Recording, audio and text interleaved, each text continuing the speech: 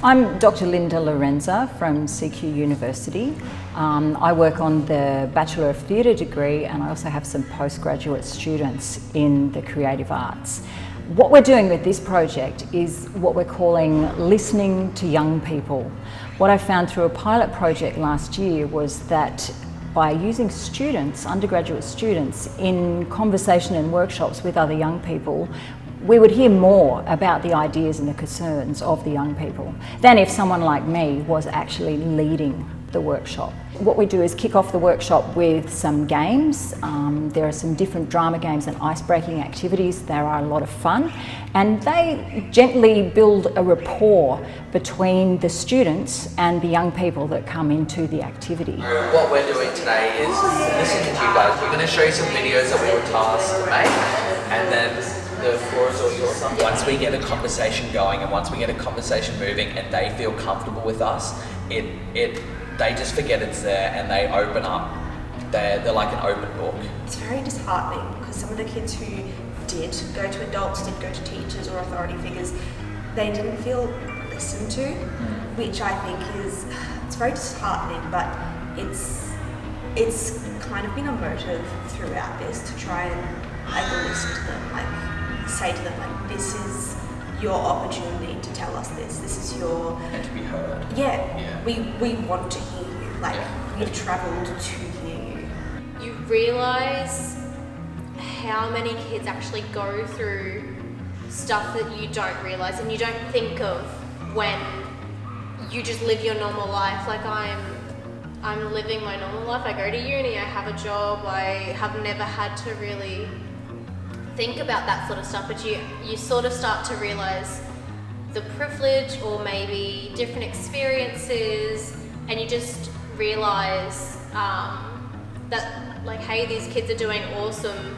for still going to school when they do, when going and supporting their little siblings and doing all of that sort of stuff. So it's so interesting to see just how well that they do handle themselves when they do have to face situations that they do. So I've had my mate, he's broken down, a couple's offered him and he's just broken down, got on the floor and he's just not listened to them or nothing because something at home has made him click in his head and just, it's like, if they had spoke to us in the last hour, we wouldn't have had that attitude towards them, you know what I mean? Do you think it would have been different if you were an adult? Oh yeah, Definitely. Yeah, honestly, a lot different.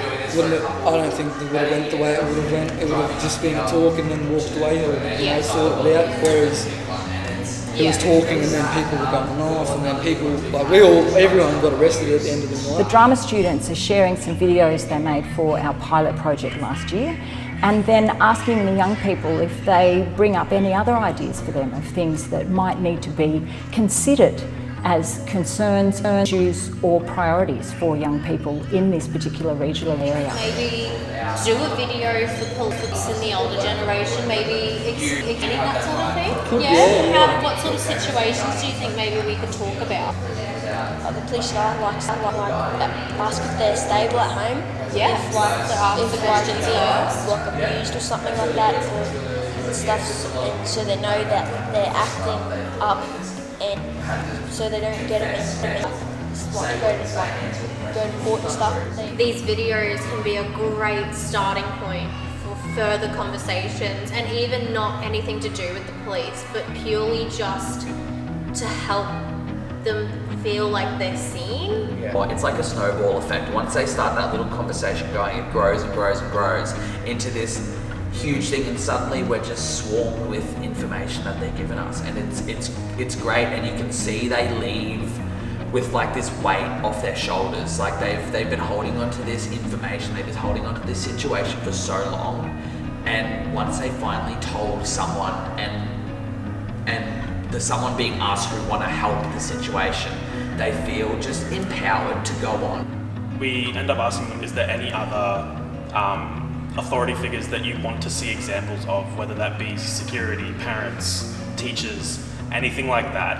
And we get a lot more examples of them wanting to see scenarios with parents and scenarios with security, because a lot of them have more interactions with them than they do the police. Yeah, same with people with problems with money and that. Yeah, The security guards, you've got to handle things differently nowadays. Yeah, they understand that some of the kids, and that's like it's not an excuse, but that's why they pay up, because it should.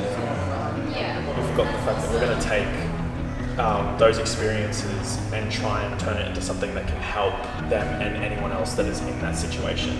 And find a solution. No, we've made these QR codes. They take you through to a link that will show you a whole heap of research and resources that we've put together. There's a survey on there as well. If you guys have a second, I would love for you to fill it out. If you think of anything else later on, you can go back to it and add it in. What they're doing in these workshops is developing their communication skills. They're learning to listen to other people and to facilitate conversation without necessarily putting in their own ideas. And developing this kind of communication is part of the development of social innovation skills, and these are one of the priorities of CQUniversity.